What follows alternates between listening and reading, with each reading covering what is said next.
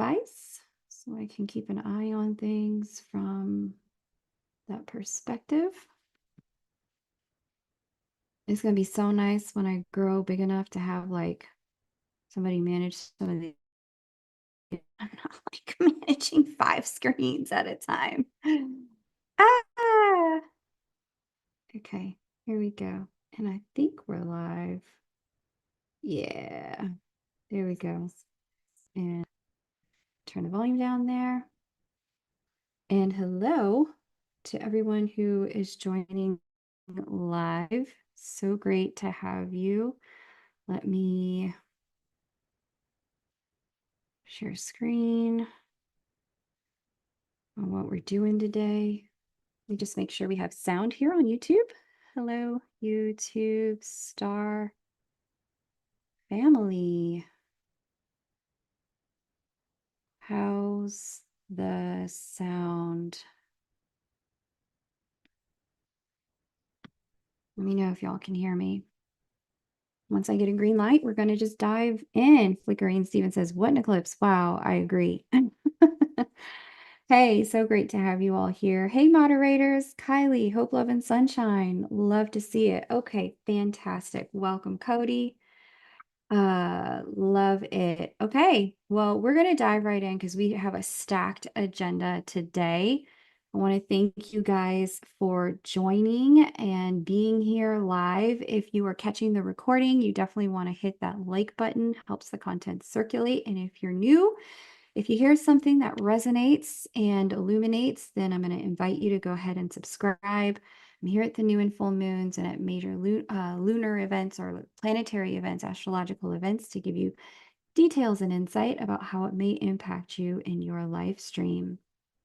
We just had a series of extraordinary eclipses. And I gotta say, it has been like life-changing. I'm sure some of you guys have felt some of those life changes. I'm joined today by some Star Club members. If you guys are open to it, my Star Club family, if you're willing to like share just voice to voice, one or two of your experiences that you had during the eclipse, these eclipses, that would be amazing. I'm also going to let you guys share some in the chat. What have you noticed? What's changed? What are you feeling? What are you experiencing with these two eclipses in this eclipse season? Star Club, you guys first, since you are the folks who get priority here when we're live. Go ahead, Natalie. What's your major takeaway from this eclipse or major experience or breakthrough?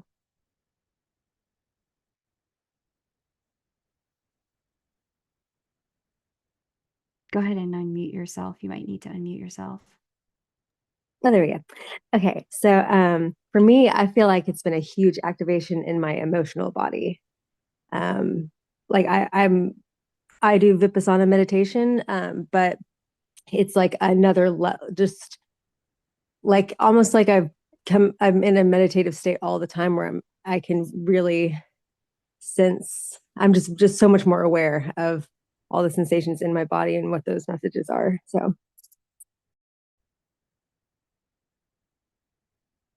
Oh, we lost some of your sound, but thank you. So much more aware of everything emotionally. I totally hear you. And that's very common when we have eclipses in water signs, but also because we're in Virgo season. Virgo is one of the signs that really deals with the corporeal form and the body. If you guys are noticing a lot of stuff in the physical body, that's very normal for an eclipse of this magnitude. And if anybody wants to share in the YouTube chat, go ahead. Anybody else? We'll take one other Star Club member wants to share. I'll share. Go for it, Steve. What I've discovered or am discovering, particularly in the last couple of weeks, is that when we ask for something, when we really desire something and we attempt to manifest that, be prepared for the worst possible scenarios to materialize or for you to be faced with what seems like the opposite of what you're asking for. What I am discovering is. You have to experience that. That is part of the manifestation process in physical 3D reality. You have to deal. And if you really want to understand and be rewarded in the maximum fashion, you have to orient yourself to the darkest, most opposite of that. And I think that's a lot of what has been happening, at least to me. Yeah. It's really, it takes mastery level awareness to really recognize that on the way to a manifestation, some of the things we encounter aren't always to our liking, but that doesn't mean that the manifestation isn't unfolding. It means that there are things in order to have X, we needed to let go of Y. And so there is a really beautiful kind of resonance and truth in what you described around really kind of releasing attachments. And that's absolutely a big theme when it comes to Piscean energy, a really huge theme, releasing attachment. And then the Virgo energy of service. It also requires a particular level of releasing ego and attachment. So I love that. I love that you got some clarity about that. Um, I was really kind of also surprised, to be completely honest, when asked you guys here on YouTube about these eclipses. Yesterday, I put a poll up and I said, we've got this Libra solar eclipse unfolding on a completely different axis, Aries and Libra, but it's bringing a lot of big relationship reevaluations. So I asked our YouTube community here, what is it that is resurfacing at the moment for you guys? And I gave you four options. Is it like triggers, past habits, patterns? Is it work stuff like gigs and projects? Is it people, friends, exes, and flirtations that are showing up? Is it past health stuff like health challenges or routines that you're reintegrating into your life? And what the majority of people ended up sharing was that as they're moving through these back-to-back eclipses, they're seeing more past habits, patterns, and triggers show themselves than people. And that just, it surprised me and it didn't. I'm going to be honest, because what we ended up having with that first eclipse in Pisces, or with Pisces, Pisces really governs the subconscious mind, right? And so we had that Pisces full moon lunar eclipse. There was a lot of activation to the puppet strings that control our world. And that would have revealed a lot about our own patterning in connection to the second eclipse, which was all about partnerships and relationships and connections. So that we had for the majority of folks, a past habit, pattern, or trigger really show up. And then the second largest group here was, yeah, someone from the past actually showed up. This is par course for what these two eclipses really were all about. These types of patterns, triggers, habits, they would have come up for the purpose of completion, ending it. And in some cases, this is going to be about ending a relationship itself. But I would say in the majority of cases in our lives, ending is going to be more about changing the relationship dynamics so that we can be in connection as our more evolved selves, whether that's work, whether it's love or platonic relationships. Whatever the trigger, the pattern, or the habit that's resurfaced, it's here to get our attention around what's not working so that we can turn left where we usually go right. So looking here, I'm just going to double check what we have in YouTube. Cody said, yeah, I feel the same emotionally and physically. Thank you so much for sharing, Natalie and Skeet. Very energetically sensitive for that Pisces full moon. Yeah. And Kavina says, I feel the same energy that Steve has just shared. Yeah, right on. Really love that. Thank you guys for sharing. And if you're catching the replay, or the recording of this, then by all means, please feel free to share what you've experienced with these two eclipses in the chat or in the comment section. We would love to hear and see that. And if you need any support with understanding the roots of the pattern so you can weed it out of your life for good, your chart really does hold the keys. And I'm going to hand you some of those keys now. These eclipses will activate a lot of root cause energy in our charts, since Pisces really deals with that subconscious mind and those marionette strings that really run our show.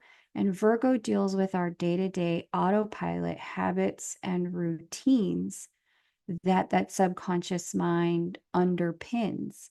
And so there's a linkage between the two. There's habituated inner world, habituated outer world, and the two of them are up for reconstruction over the course of 2024 and 2027. It's going to be a much deeper process of transformation for us collectively as we step into the highest next frequency for our life streams. Okay. These eclipses are going to activate, like I said, root cause energy, give you the upper hand in taking corrective action to ensure you get on a higher timeline, regardless of whether you want to end a relationship or evolve it. You have the choice. It's up to you, but you get what's not up to you is your evolution. These eclipses are going to really work overtime on the personal transformation components. And then if the relationship can roll with that, if you have the skill set to bring a relationship along, it'll last. If for whatever reason it becomes apparent you and another person, like you're just meant to evolve in different directions for the time being, you will see this eclipse cycle facilitate that divergence in pathways. In both cases, getting to the root cause of whatever has surfaced, it's really going to guarantee that you have the map to a different outcome. Okay, now the energy of both of these eclipses, I've drawn this for many of us in past live streams, but this one I'm really going to draw it out again since we're going to work with this energy through 2027. When we have eclipses, and this is just going to be a little XY axis timeline, if this is the date of the eclipse, and let's just say we had September 17th as the first eclipse on the Pisces Virgo axis, within 30 days on either side is when we're going to see peak transformation, change, activation, shifting in our third dimension. So 30 days before and 30 days after.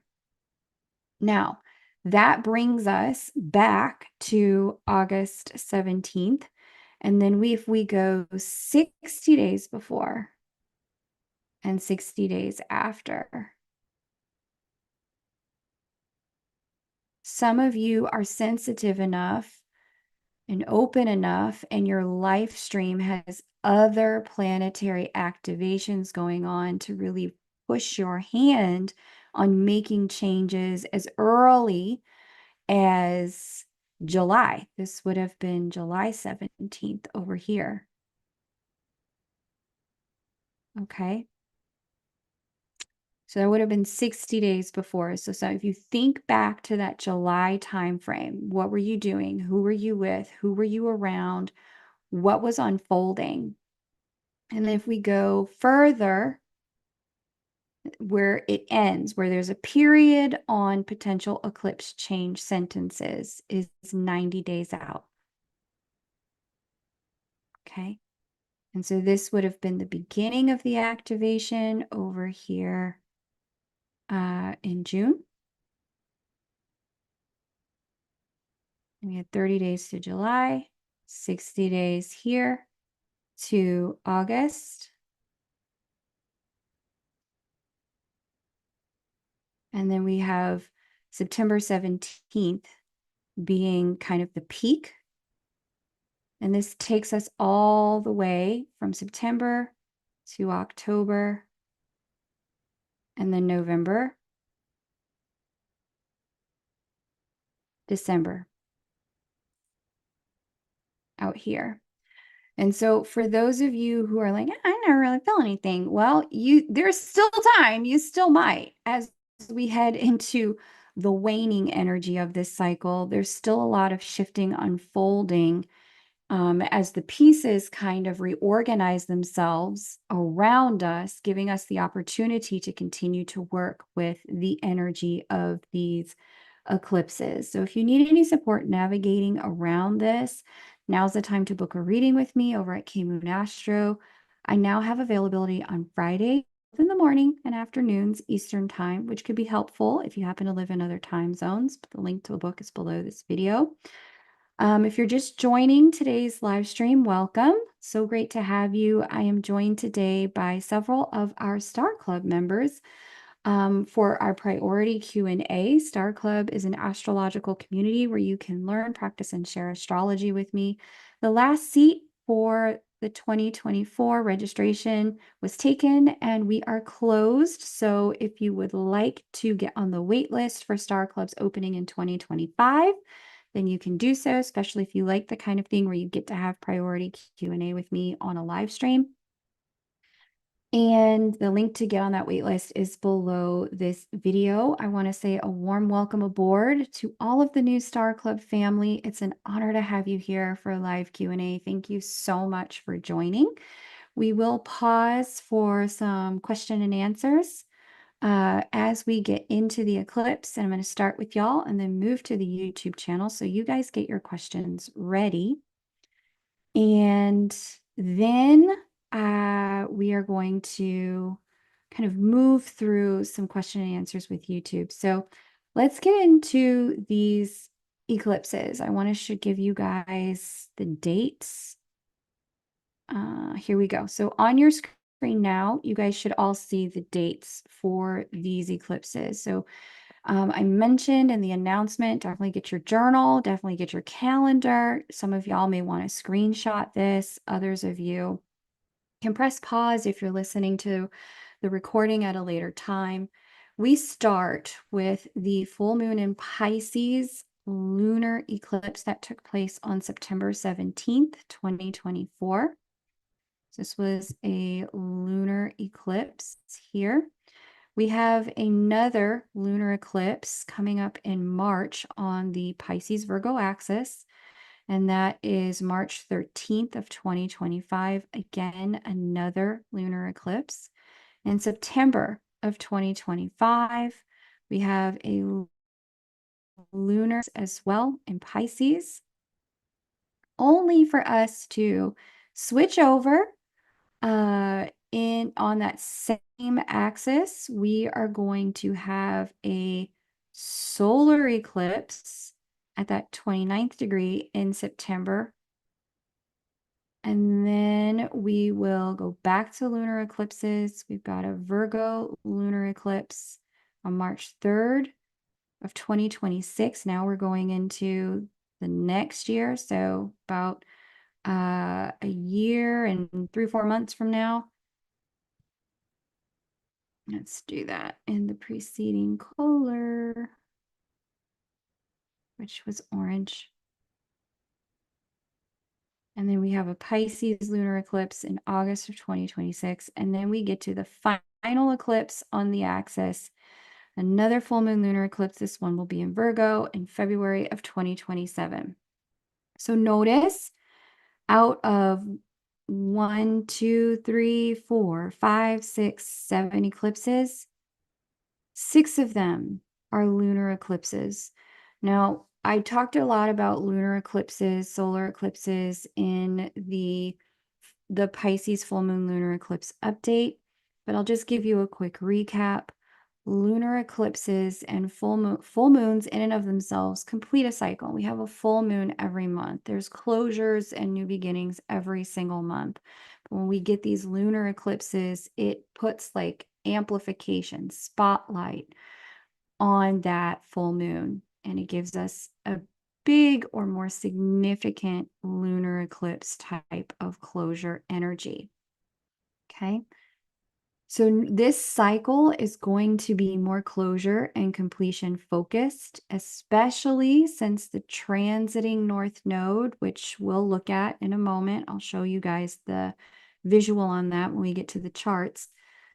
The transiting North Node will be in the sign of Pisces, which is that last final completing sign of the zodiac. And because of that it's in that 12th sign, this will really mark a transition point or the 0 point into a new cycle. Nods to Skeet here. Skeet's all about the zeros in our Star Club family. Interestingly, node is in the same exact sign. They repeat roughly every 18 and a half years. But every 9.5 years, at that halfway mark, we do get a similar eclipse cycle where the nodes of the moon are in reverse signs. So the last time we had North Node in Pisces on a Pisces Virgo eclipse cycle would have been 2006 to 2008, where 5 of the 8 eclipses were lunar or closing cycles. So that was an important time of closing a season or a chapter in our lives, as well as in the areas of life governed by Pisces and Virgo in our charts. So I want you to think back to your life between March of 2006 and February of 2008. Where were you? What were you doing? What things were closing and shifted at that time? What things happened in your life in that time period? March 2006 to February of 2008 was the last time we had a Pisces Virgo eclipse cycle, North Node in Pisces.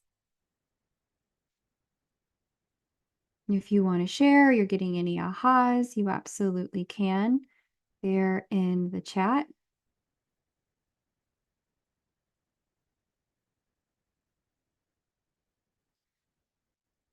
We're going to hear from some of our Star Clubbers in just a moment, but then coming back now to the half cycle, the last time we had the North Node in Virgo with the Virgo Pisces eclipse cycle was 2015 through 2017,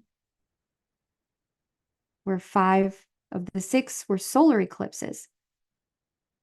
So this was an important time of beginning a new cycle in our lives. Solar eclipses are the new beginnings, new chapters, new seasons in the areas of life governed by Pisces and Virgo in your charts. Now consider the major events in your life that unfolded between March of 2015 and February of 2017. Who was around? What were you doing? Where were you living? What opened during that chapter? Did it have any ties to things that may have closed in the preceding chapter, which was 2006 to 2008? Notice if there are any overlaps in themes between those two periods. Patterns affiliated with both periods.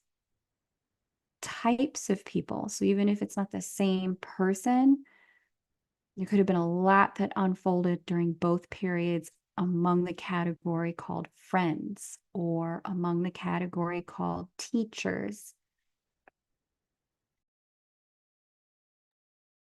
or in the category called family, types of people under the umbrella of family.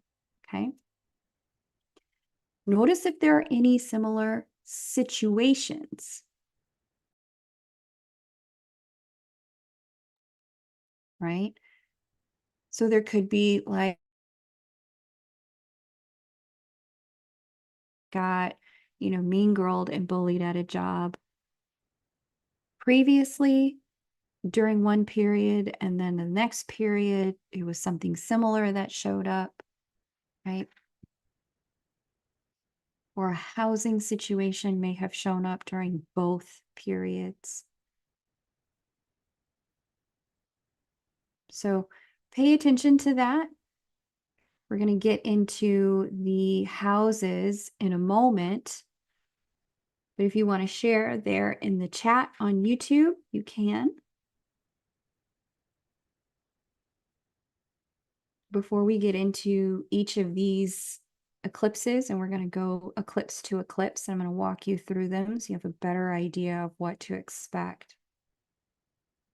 But first, I want to pause and just check in with my star clubbers. Are there any of you who are listening who are recognizing already, oh yeah, during this period I did this, and during that period I did that? Any of you recognizing and making connections? And you can let us know as well in the YouTube chat. Go ahead, Jessica. Just kind of had like an epiphany in that little moment there. So in the first eclipse cycle of the 2006 to 2008, I would have started dating a man that I would in 2011 marry. And in 2000, between the 2015 2017, that's when we got divorced. And that new beginning for me it was necessary. Like I wasn't able to be me in that relationship. Um, Funny enough, in the 2008, my addiction closed a little bit and then it opened again after my divorce. I am now 6 years clean, so that is no longer a pattern. But the new beginning for me in that is in the last couple of years, I've started doing a lot of service with the addiction community, and I'm really like doubling down on that at this point in my life. Um, and the new beginning that I started then, I feel like I've upgraded at this point, and I found that was very true throughout this last eclipse season. Like in my relationship, we've taken things to another level, in intimacy and just emotional connection. Um, yeah, the overlap there is just kind of mind-boggling to me at this moment in time. Great. Thank you. Well, I'm so glad you're able to make the connection, and it's perfectly identified, because Virgo, as I mentioned, deals with those habits, those routines. Pisces in and of itself can really deal with addiction. And so that you've come brilliant example of how we can use this energy instead of letting the energy use us. Virgo is our sign of service, and you've really stepped into service when it comes to being a leader in the recovery community. And I love that for you. That's really beautiful. And this is like a perfect example of how this kind of energy can really show itself in our charts. I'm definitely seeing and some of you in the chat here on YouTube also make some of the connection. So let's get into, I want to give you guys some of those of you who know your chart, that's perfect. If you don't, grab a copy. There's a place to get your birth chart over at kmoonastro.com. We're going to take a look at the axes of the chart before we get into the specifics of these eclipses so that you can know, okay, where in my life do I need to chart this change? And I really love the example our Star Club member Jessica just provided, because what that really showcases is that things change, right? We outgrow certain relationships. We grow into being a different person. We magnetize different types of people, right? As we grow and change, our relationships have to grow and change in order for them to last. They can't stay static if we're not static. With that in mind, though, as we talk through these eclipses, I'm going to point out what is the access point for change so that you have liberation in this, as opposed to ducking and covering your head and waiting for an eclipse to drag you underwater where you might die.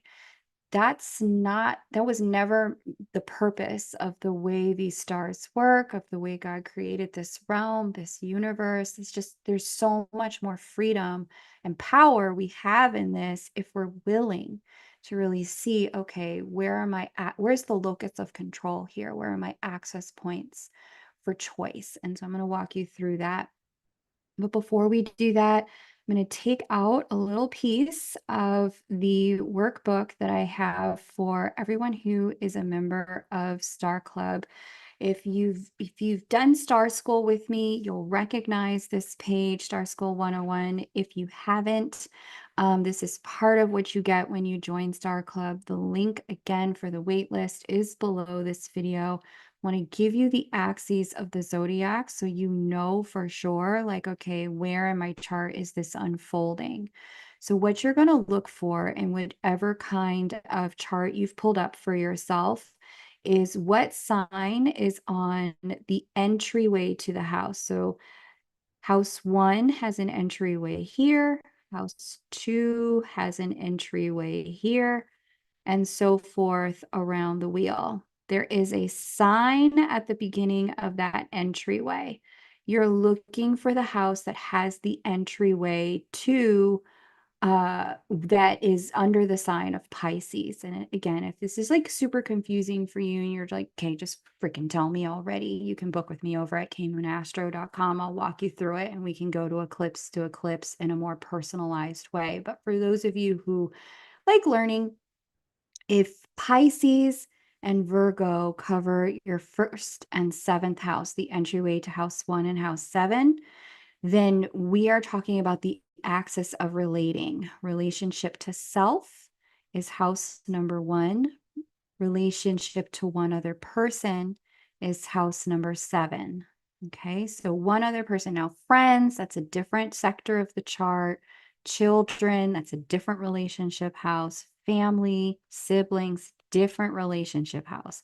7 is specifically our relationship to romantic equals and business equals. Okay, so if you've got a business partnership or romantic relationship, changes can unfold as you grow in your identity because you have to go through 1 in order to get to 7. As your identity shifts in this cycle, there will be changes to house number 7, your relationships. Now, moving forward to the 2-8 axis, this is our axis of values. Okay. House number 2, specific, if Pisces or Virgo governs this, we're going to see changes in your life regarding earned money, self-worth, self-esteem, self-preservation, your corporeal senses, like what you value in terms of having your physical needs met. What are those values? That's all represented and revealed by house number 2. House number 8. House number 8 deals with money to and from other people. We're talking about investments, loans, grants. We are talking about taxes. We are also talking about lottery winnings and inheritances. All the money you don't earn by going to work, all that money is in house number 8. We also see here what other people value about you, your own sense of physical intimacy, and then self-transformation. Now, what's interesting, again, in order to get to house number 8, you have to go through number 2. For people to value you correctly in the world, you got to value yourself correctly. And for some of you, the Virgo Pisces, Pisces Virgo axis on 2-8 is going to help you reshape a lot of that as we move into this next eclipse cycle. So if you've got the 2-8 axis, you can go ahead and put that in the YouTube chat, or if you're listening to the recording, then put it in the comments. Let me know if you're seeing anything you're ready to change around that. We'll hear from more Star Clubbers in a moment. 3-9, if Pisces and Virgo, one or the other, governs the 3-9 entryways, then what we're dealing with is short distance travel, early education, text, letters, social media messages, This is our axis of communication, understanding, and travel. And house number 3 is where it kicks off. House number 9 deals with long distance travel, higher education, life lessons learned, publishing, PR, and marketing. We also see house number 9 deal with faith and our raw potential and our belief systems. If this is a singular thought in house number 3, house number 9 gives us linking thoughts that create a system of thought, systemic thought. We also see religious and faith-based organizations governed by house number 9. And so if you have Pisces or Virgo to this house, expect changes pertaining to any of the things that I just mentioned throughout this eclipse cycle. If you want to make changes, you can. Some of you are working toward visas and living in other countries. Some of you are in long distance relationships and need to figure out how to bring things together. Some of you are contemplating, I need a new career path. That's going to require some education. This eclipse cycle is the perfect time to undertake that. Moving on to the 4-10 axis. If Pisces and Virgo link house 4 and house 10 for you, house number 4, this axis is the axis of identity and home. House number 4 is our identity given by our family of origin, ethnicity, our roots, our neighborhood. It is home, it is family, and all the affiliated people. House number 10 is our identity given to us by our work in the world. It's known as the house of fame and honors. It is also our career, our office space, or where we work. So for those of you with Pisces and Virgo on this axis, with that first eclipse, you really may have been put on notice. Yeah, I do need to relocate. I do need to renovate this home. I do need to sell this house. I do need to live in a completely different place to have access to the business or work or financial opportunities that I need. And some of you may not really get that notification until we get into next year when we really get heavily into that eclipse cycle. But where there is linkage between who you want to be and who you're meant to be and called to be in this world, and everything you need to shed in house number 4 in order to be all of that, you're going to find that this eclipse cycle dredges that up for you. Okay. And again, if you're hearing something that resonates or illuminates, please hit that like button. And if you're new, subscribe. I'm here at new and full moons and major events so that we can talk it through. If you have Pisces and Virgo on the 5-11 axis, this is what I call our axis of manifestation. In house number 5, we deal with creative offspring, creative works, romantic dating, romantic flirtations.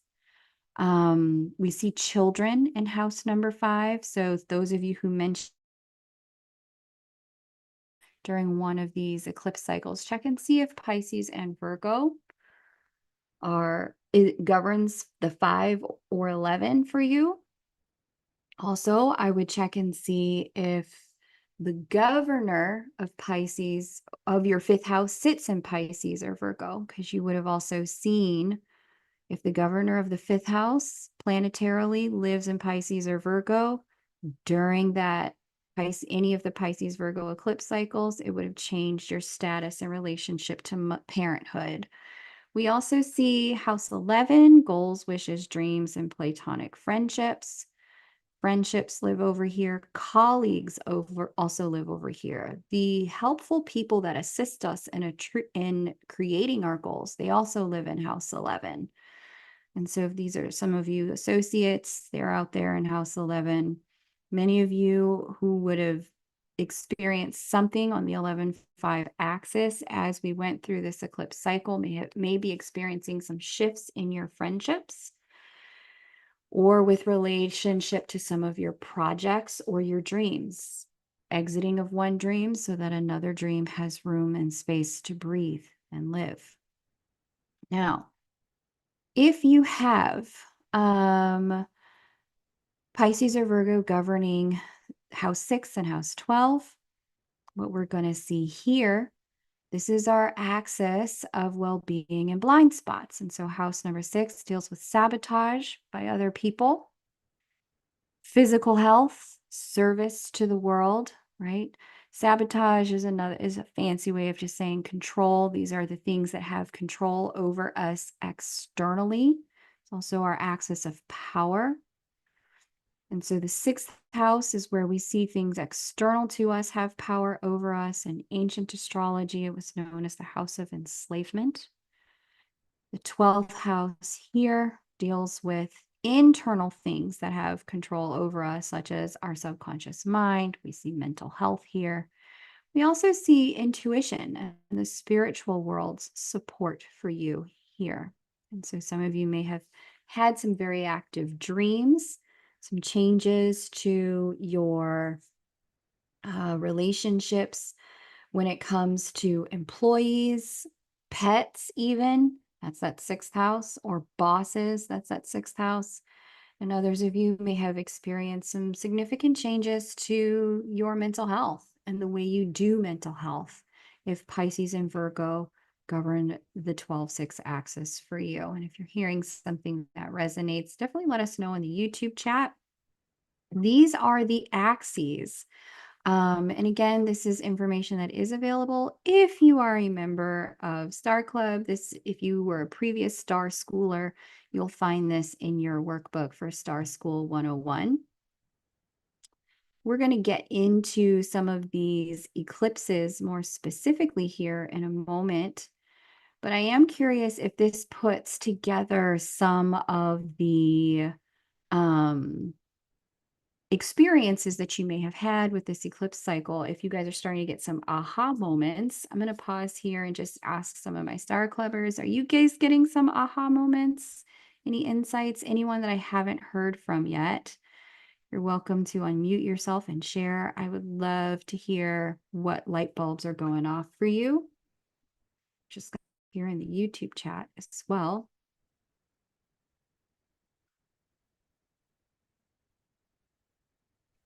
I can share some of what I have been experiencing. Sure, go ahead. Yeah, so for me, it's the 2-8 axis. And I've had a lot of transformative conversations this week with family and roommates, and seeing where I have really like acted from low self-esteem in the past and needing to kind of like transform my relationships. And then, yeah, I've been working a lot on a creative project. So I'm just kind of like having, yeah, a realization of how this has been affecting me, releasing some old ways of being. Yes. Lindsay, see, this is it. This is why I do what I do. I love, love, love that you're seeing it and you're putting the pieces together. Thank you so much for sharing. That is like truthfully all of what it is. It's so easy for us to get caught at that first level and just say, oh, I'm having problems with roommates, so it must be a house 4 thing, because those are the people I live with. That's where I'm at home. But you took it a step deeper and you really looked for yourself. What is this about? What is this based on? And you identified the issue is not the roommates, it's my own self-worth and the way I'm valuing myself and the way I'm letting other people treat and value me. 2 and 8. So well identified. And once you can really identify the root of things in your chart, and this is why we get readings, this is why we love to learn astrology. It's because once we understand the root of a thing, we can never be controlled by it again. So by shoring up the issues in house number 2 related to self-worth and self-esteem, utilizing this eclipse cycle to really do that, it's going to shift in a permanent way, not just the way people treat you at home, but also the way people treat you out in the world at work, the way your friends treat you, right? The way you get treated in romantic partnership, so that you're really able to, again, a big chunk of this is about taking our hands, digging up the root, not just chopping off the weed, so that we can evolve onto our next highest life path trajectory. So really, really good stuff. Thank you for sharing that. Really appreciate you taking the time to do that and your vulnerability. Thank you, Elle.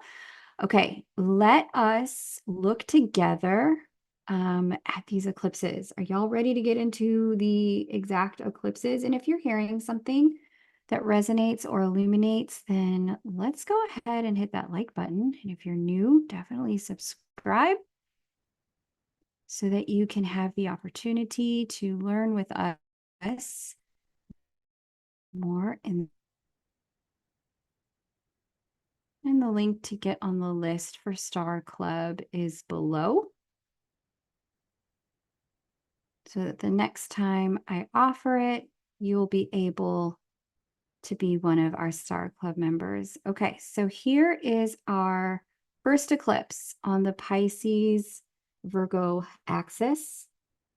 And we've all had a look at this one. We lived through this one. Some of us are still working through the pieces on this one. This is our Pisces lunar eclipse that took place on, let me just rearrange keyboard and stuff there. This is our Pisces lunar eclipse that took place on September 17th, 8 p.m. And there is Pisces. It was a full moon. And we saw that we had a conjunction to Neptune. We have a sextile to Uranus here. We had a sextile to Pluto in Capricorn.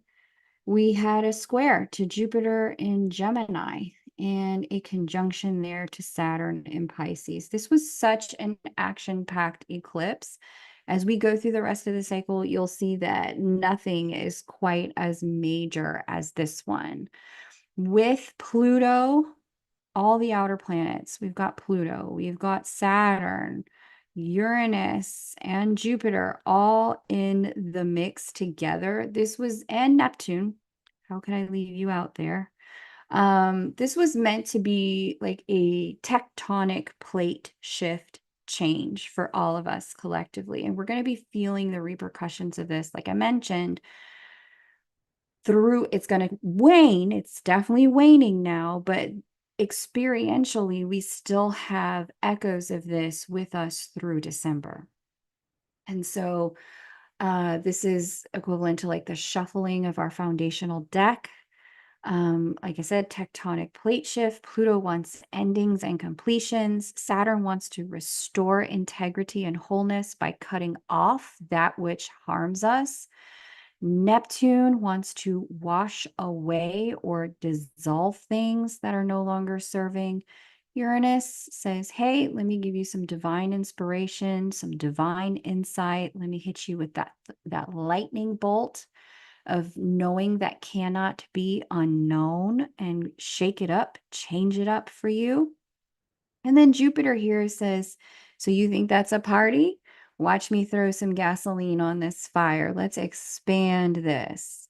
So it's a really beautiful energy that is really helping us shift the foundation and the walls of our known world in some pretty significant ways. Okay, so there's definitely a closure, lunar eclipse, an ending likely to one way of life and way of being as we move through life with this eclipse. Then we move into a new way of being and a new life outside of it. I think I also put a poll in the community section for this particular eclipse to ask what you guys noticed, what you guys felt. Interestingly enough, the results were actually very similar to the eclipse that I had shared, or the most recent poll, where people were like, yeah, more of what I'm noticing happens to do with like subconscious stuff, habits and patterns. And I think that is because this eclipse included, first of all, Pisces is the subconscious mind, but then there's so much activation. These outer planets are such heavy hitters that when they move, they're like, you can't not notice it in that particular way.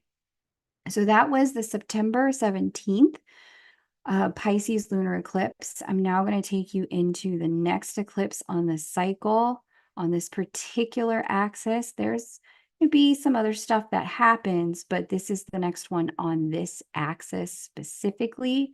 We see the Virgo lunar eclipse. That the next one on this axis is March 13th, 2025. Don't quote me on the time, but it's that specific day. We do see we have a lunar eclipse in the sign of Virgo.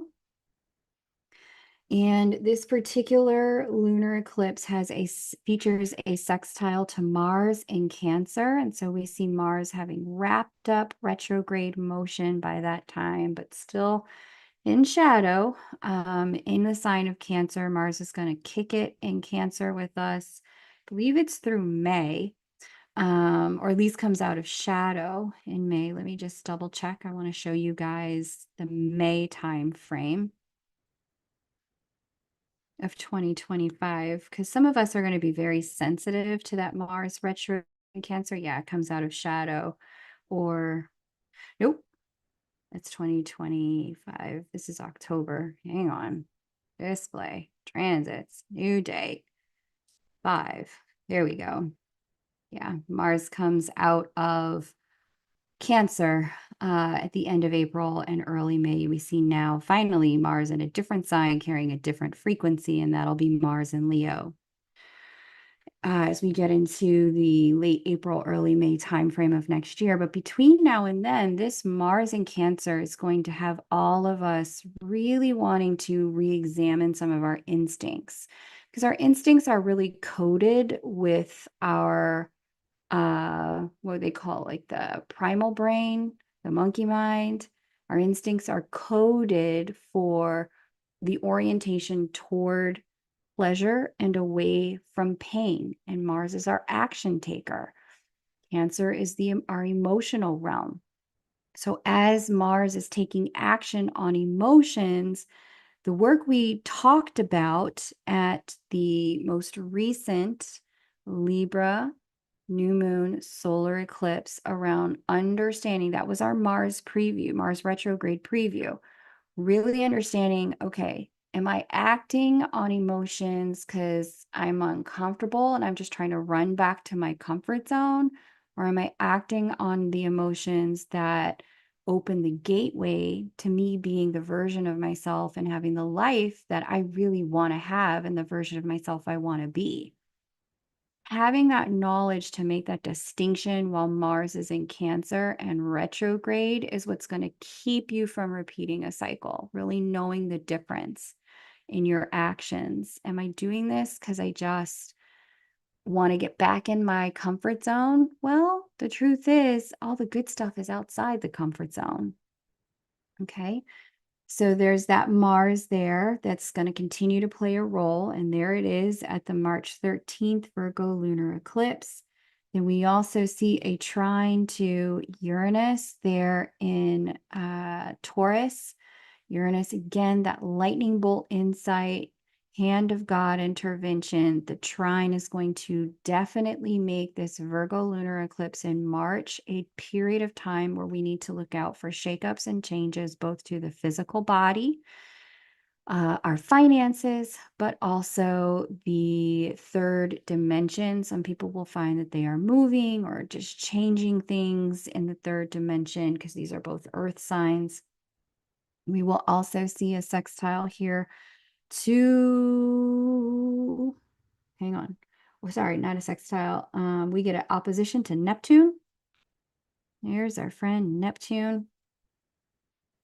And it's loose. It's a loose opposition, but it's there. And whenever we see kind of moon opposite Neptune, it can make it difficult to get a hold of what we really feel.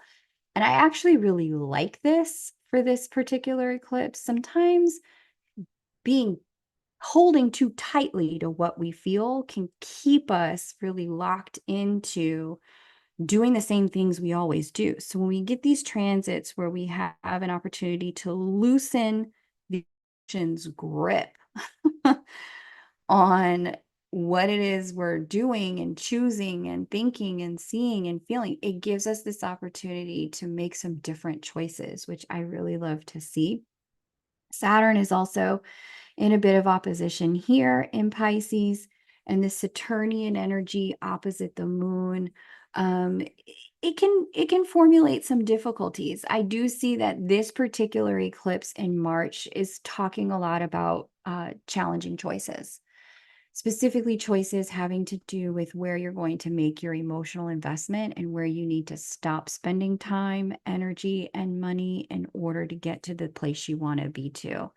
For many, this will likely be a closing of some habituated pattern or energy in your life that really hasn't served you. I think one of my Star Club members spoke very eloquently about this as we kicked off talking about these eclipses and walking away from an addiction and then moving into recovery and now being a leader in the recovery community.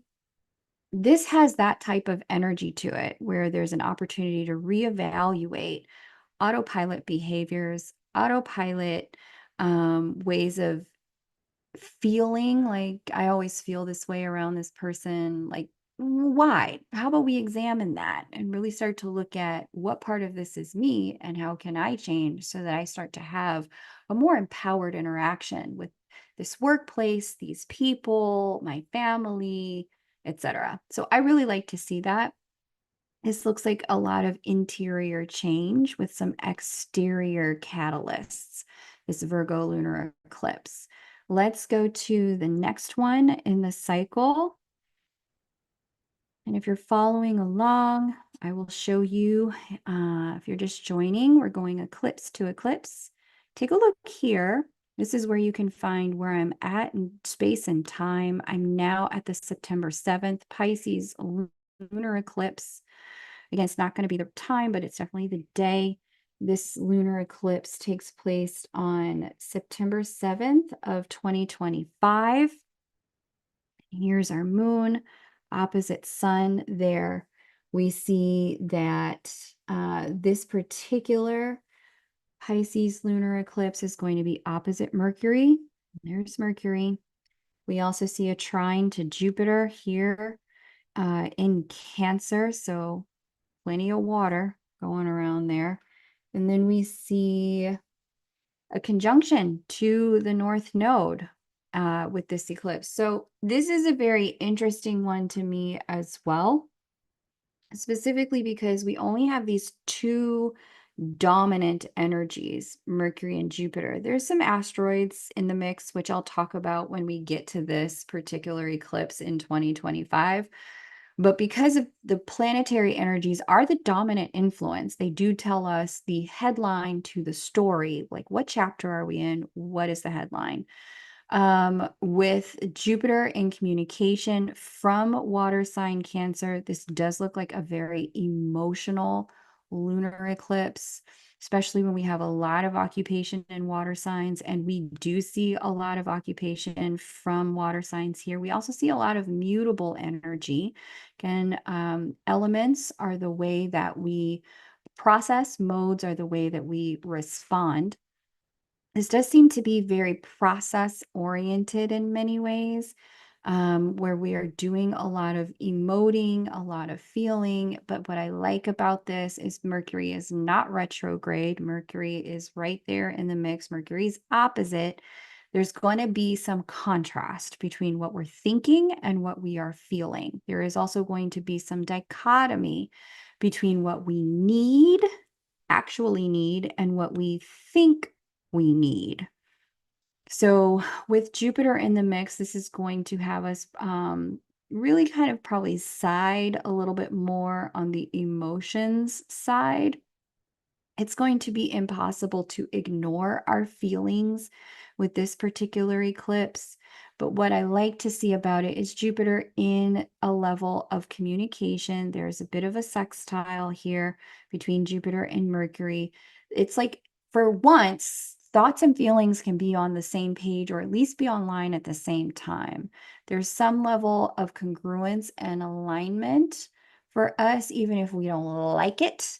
there's some level of congruence and alignment between the fact that we're feeling and we're thinking simultaneously, as opposed to kind of one being stagnant while the other is in motion.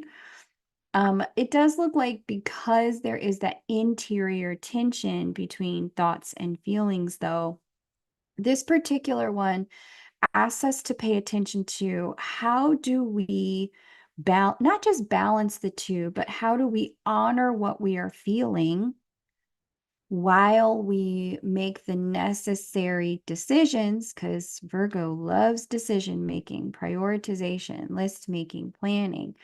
How do I make the necessary decisions for my life while also honoring what I'm feeling in my life? And so this eclipse gives us that option to really take a look at, okay, where can I also shed some of the programming that I may have had that's kept me trapped at the level that I've been at? So because all the emotions will come up, it'll be a great opportunity to look and see, what emotional programs am I running that have been stunting my capacity to move forward. And I really love the North Node connection here, because for many of us with moon, a lunar eclipse connected to that North Node, this is when we are going to be able to make certain decisions about chapters in our life, what like going from one chapter to the next, and decisions around, okay, time to cut this off so I can step into that. For some people, it's going to be as simple as, I've graduated from my doctoral program. I am now officially done with schooling, and it's time for me to step into the work world. But for others, this may be less kind of concrete in that way. This may be a bit more about some physical health, mental health related stuff. And still, for other people, depending upon the axis in your chart that we spoke about, this particular one could be about the closure of a chapter, a specific person, as you move into your next chapter. Okay.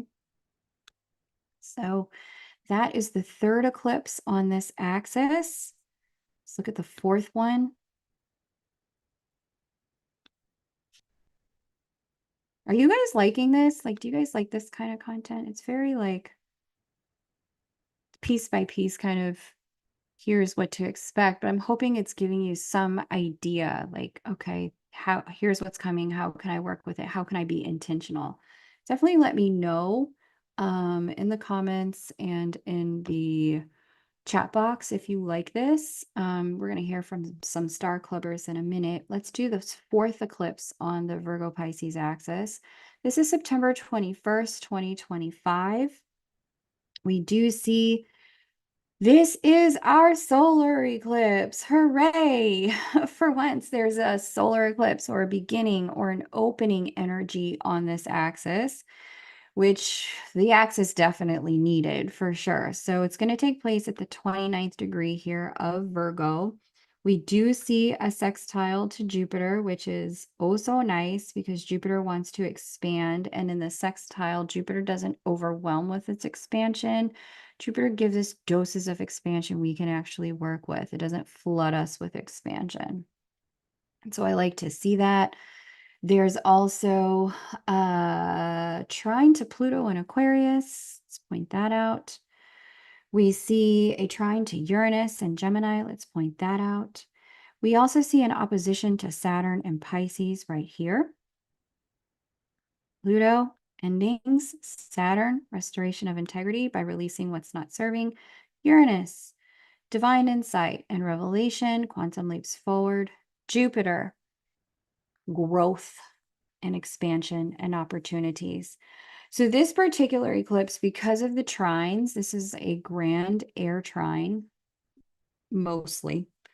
It hits kind of, within an hours of this eclipse, because the exact moment has us in Virgo, but that's really close to that first degree of air sign Libra, in harmony with the Pluto at that first degree of air sign Aquarius, and Uranus at first degree of air sign Gemini. I think this one's going to be very significant for a lot of people, in the fact that this is going to be unignorable, undeniable, unrepressible change on whichever axis that Virgo and Pisces govern. Specifically, we're in the house where you find that 20, that's where the undeniable, unignorable, irrepressible change is going to be. Especially because, like I said, I've mentioned this a lot of times on this channel, definitely once in this broadcast. Whenever we see the outer planets involved, there is something external to us that is shifting.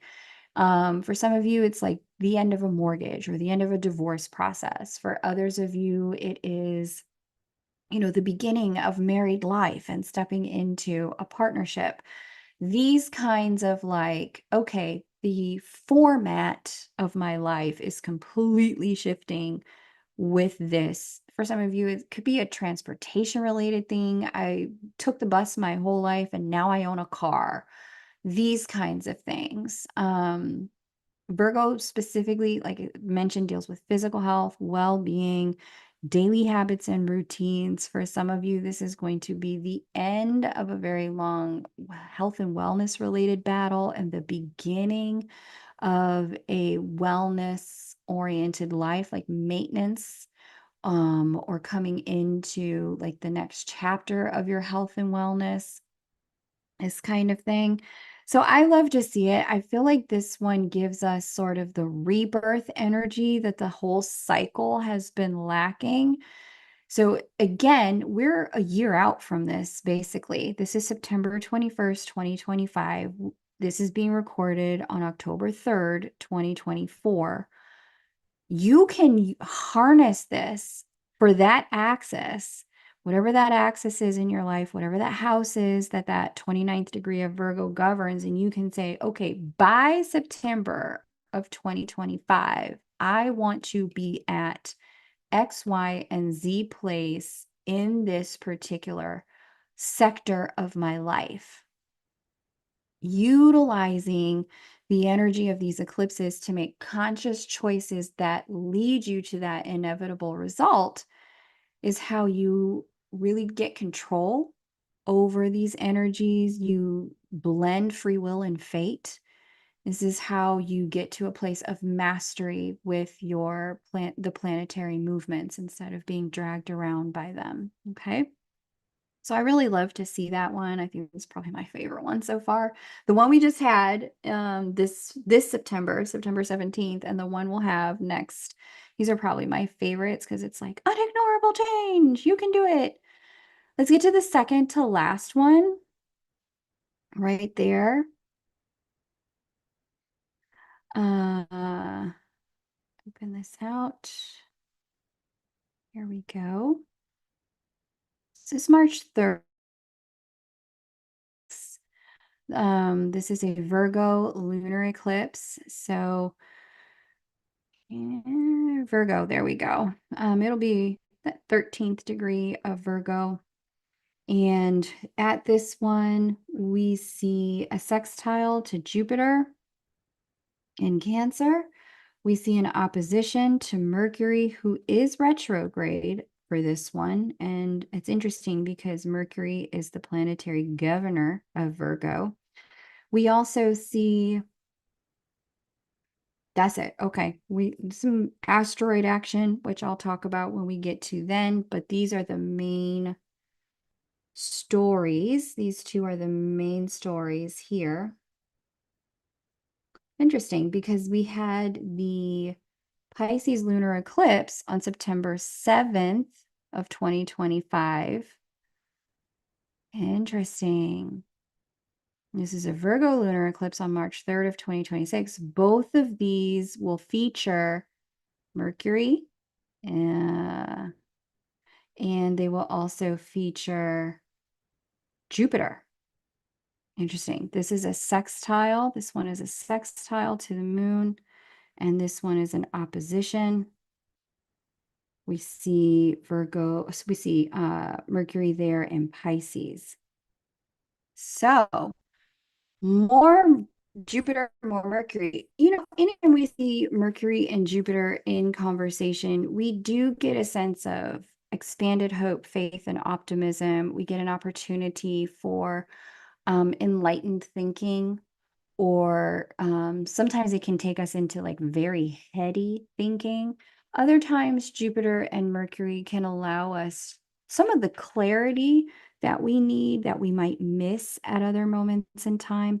What's interesting again is this one is significant water. So I think this is going to be where we see some alignment between the head and the heart. Whereas previously there was a sense of like the two being at odds. I do think at this particular one, I think we're not going to have enough space for them to be at odds, even though Mercury and the moon are opposite one another. And that does tend to signal a period of time where our emotions and our thoughts are on two opposite pages, moon being emotions, Mercury being thoughts. I think Jupiter is going to provide a harmonizing element there in Cancer that will allow us to have a bit more cohesion. Interestingly enough, as well, I do see this will also be another moment of decisions and choices. Anytime we see Moon and Mercury in opposition, and those of you who were born with Moon and Mercury in opposition, you already know this. You have to end up making choices in order to balance the energy. Most of the choices are pretty much either or, and you have to rank stack them rather than both and all at once. That's a very different kind of life stream to be born into. When you have Mercury and Moon in opposition, we get this necessity for, okay, well, what's the actual priority? What's the outcome that I really want? Let me honor my feelings about what I need to do in order to get there. And then let me make the appropriate choices. Again, this looks far more emotional than anything else, but it looks like a harmony arrives with whatever needs to happen in order to close certain doors, release certain cycles, end certain programming that might be unfolding in the subconscious mind or in our routines and daily habits. Because again, this is Virgo, this one does seem to speak quite a bit to some health and well-being features. Now, for some of you, this could also really be about some team-related features. Cancer does govern families, but it also can govern like whole teams, entire units inside of business structures or business entities. So there could be some sort of shifting around leaving one team and moving to another, or the closing of one team's work site and the folding them into another work site, like these kinds of technical changes on the work front for some people. So I like to see it. Some of this could also be quite family related. Again, depending upon the axis where you find Virgo and Pisces in your chart and where that 13th degree of Virgo sits, because that will be where this eclipse takes place. Let us go to the sixth to last eclipse on this axis. Here we go.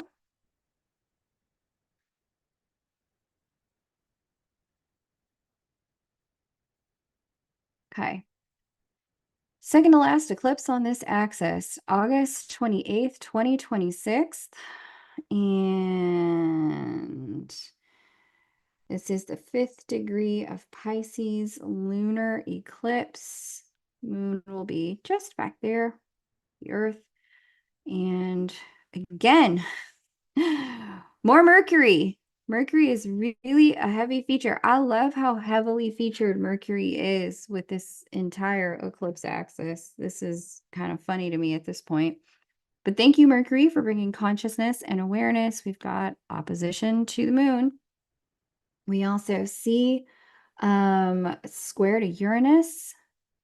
So that gives us a bit of a T-square energy, which brings an element of tension. We also see a sextile to Chiron in the 0-degree mark of Taurus, and we see a trine to Mars in Cancer.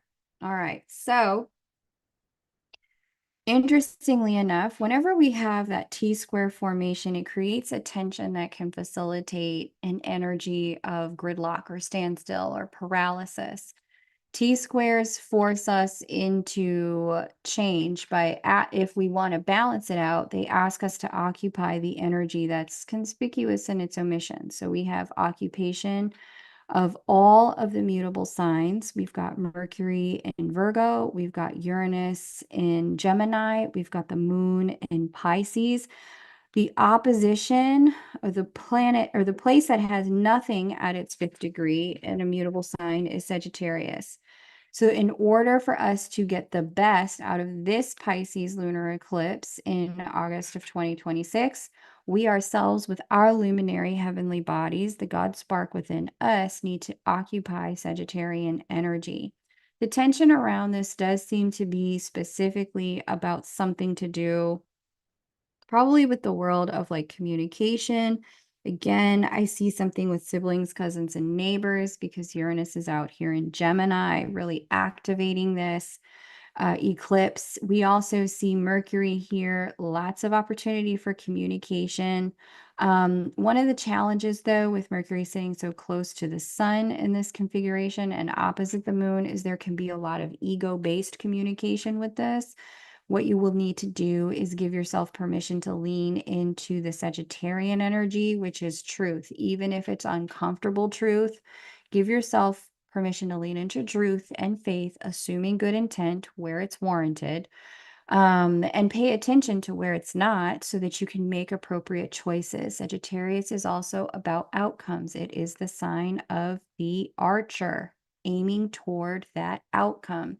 Really paying attention to what is the outcome you want and not letting yourself get carried away with some of the egoic nature. It does look like there's some ego involved, or even where there's double speak, or like it's hard to really parse who's saying what, or information that may come out of nowhere with Uranus square Mercury. It's like, whoa, I didn't expect that, didn't see that coming. That type of shocking news. What's required with this Pisces lunar eclipse out in August of 2026 is to stand on truth. Really give yourself the benefit of the doubt, lean into faith, hope, and optimism, and you get the opportunity with that particular eclipse to get the best of it. So, very interesting eclipse. I'm curious what world events will take place around that time. Lastly, but not leastly, we have the final eclipse on this axis, and this is out in 2027. And this is a lunar eclipse in Virgo in February of 2027. So there's that. And we see it's going to be at that 2nd degree of Virgo. This one features a conjunction to Mars, who is retrograde. It's very interesting because in a month of where this eclipse cycle kicks off, we are starting a Mars retrograde. We also see a square again to Uranus. Now we go from shocking information with the eclipse just prior to it into shocking movement with this eclipse. Mercury's information, Mars's movement. So we can see some actions unfold that, again, seem to come out of left field, seem to come out of nowhere, create a bit of a disturbance in the force, frankly. It seems a little unusual, like I didn't see this coming. This could be you taking that type of action. This could be somebody else, again, because Virgo really deals with our employees and our bosses, service related people, like the people you hire, like your psychotherapist, your coach, your mechanic, your housekeeper, whomever. There could be something like, if you are one of those people, there could be something like that unfolding for you with the people.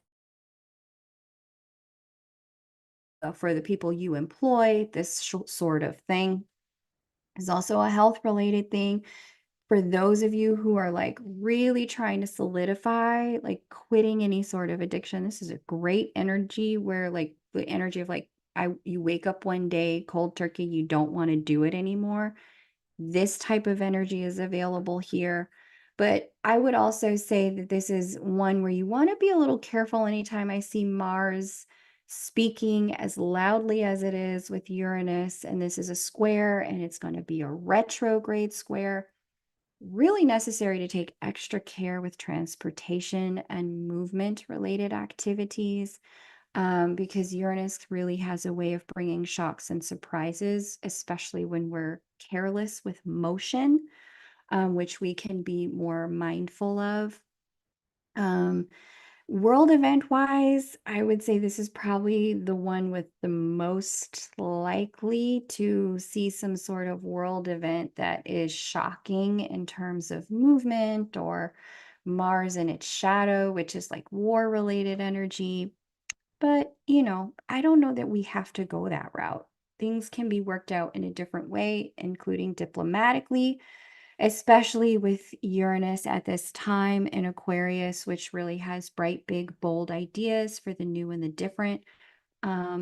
We also see here that Uranus in a bit of a square with that Mercury, and that gives us the opportunity to kind of think through new options, opportunities, and solutions. So it's going to be an interesting eclipse cycle, y'all. Very interesting. That's what I have on these eclipses. I want to stop here.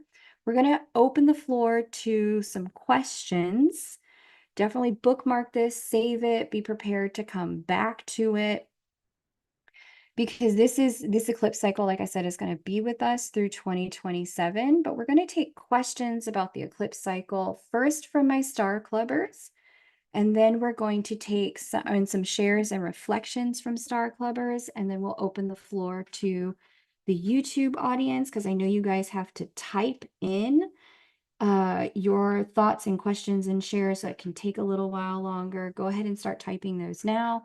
I'm going to jump in voice to voice with my Star Club members. And again, if you want to learn, practice, and share astrology with me and become a Star Club member, the way to do that is at the waitlist link below this video. Welcome to my Star Club members. Thank you all for being here. I love, love, love, love that we've had so much good conversation, yummy conversation. I want to ask you guys, what questions, what reflections, what thoughts, what aha moments have you had about today's conversation? Who would like to share first?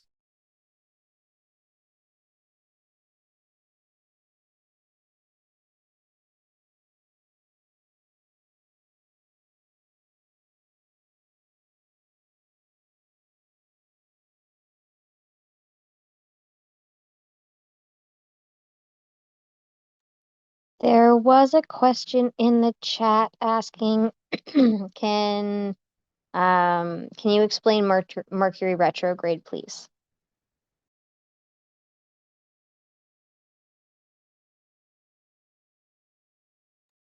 Absolutely. Okay, really good question. And this is from one of our Star Clubbers in the chat. Thank you. Appreciate that. Mercury retrograde is a time, in all the retrogrades, they're a time and an opportunity for review, for reevaluation when it's Mercury, for rethinking, recollaboration, an opportunity to rediscuss, reconverse about something, redecide, reflect on decisions made.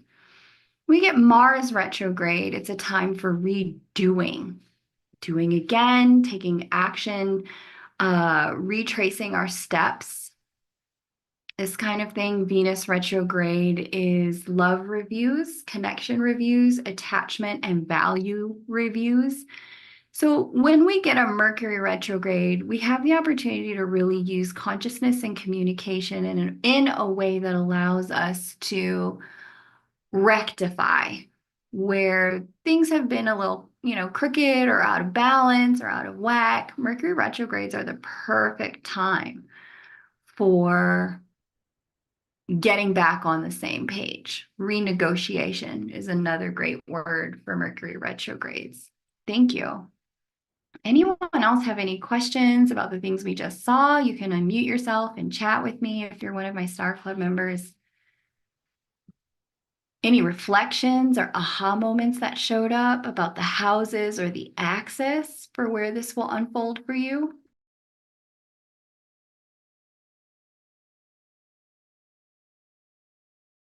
I would say understanding sort of the axis positions and sort of the way that they are a polarity, that they are opposites, and instead of, addressing sort of a one directional kind of point A to point B, it's sort of taking into account the reflex between, these two positions. I'm in everything, this whole zero obsession I have, I am finding that it's all about finding that zero balance point between any two polarities or opposites.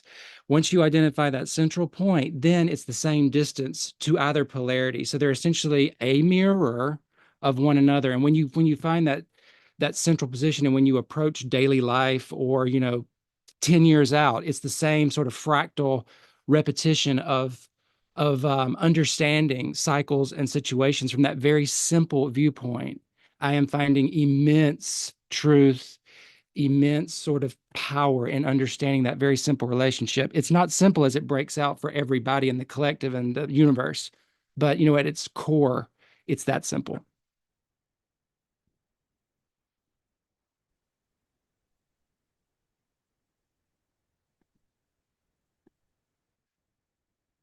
I love it. Thank you so much for that share. Thank you. Thank you. And one thing I want to just kind of go back to and really point out, and we deep dive a bit more on this when you're a member of Star Club and you're taking the Star School classes. As one of the Star Club members mentioned earlier, like she's going through something that's having her reevaluate her self-worth, self-esteem in house number 2, but ultimately that's going to lend itself in house number 8 to a different way that people in the world value her. In order to get to 8, you have to pass through 2. If you want a result in 10, you got to deal with the foundations in 4, right? And so this kind of understand that there's a linkage, that there's polarity, but there's also two sides of the same coin. There's a wholeness here. When you understand that, you can really start to chart a path and harness the power of these eclipses for your benefit. So thank you for sharing that. Really appreciate that.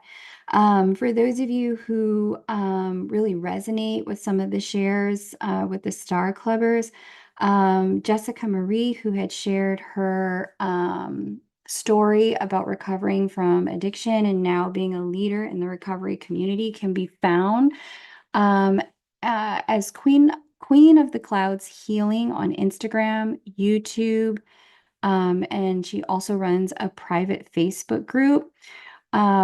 Those of you who also really resonated with what John Jeremy had shared, Skeet, also known as Skeet, you can find him at reconnectzero.com.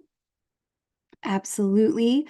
And I like to feature those of my Star Clubbers who are, sharing work here, both with this community and inside the Star Club community. I do like to feature. So it's a great opportunity to network, to be a member of Star Club as well. So if you need any support on either one of those fronts, they both offer coaching as well as deeper process work. So I love to see that. And let's see. Anyone else from Star Club before we take some questions from the YouTube chat? Jessica Marie, go ahead. I see you've got your hand up. Thank you for the shout out. Just going through this, I really noticed a huge shift in my energy since the last eclipse, and it's taking place on my 2nd and 8th axis as well. For me, I've always been when stuff goes sideways, I throw myself into work, or I throw myself into helping everybody else with their problems, or I throw myself into anything that can distract me from dealing with my own stuff. And I've found in the last few weeks, I'm like, why do I have no energy? Like, why do I feel like I can't sleep properly? Why do I feel like I can't do the things that I want to do? But I'm finding, especially going through this, it's not why is it happening to me? It's why is it happening for me? And I feel like I've been in such a distraction mode for most of my life that I'm finally settling into, okay, what do I need right now? Do I need to sit in meditation right now? Do I need to literally just veg out and watch TV?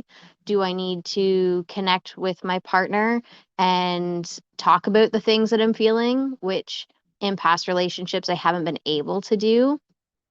So it's really honing in on what do I need and honoring what I need in that moment, regardless of what I think other people expect of me.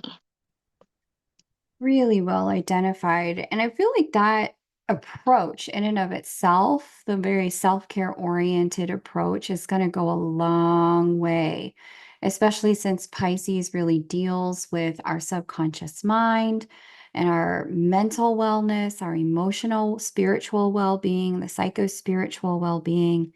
We also see that Virgo deals with the physical body and the limits of the physical body, like, because we all know, like, it doesn't matter what we decide to do, if our body doesn't have the energy for it, it's impossible for us to execute it.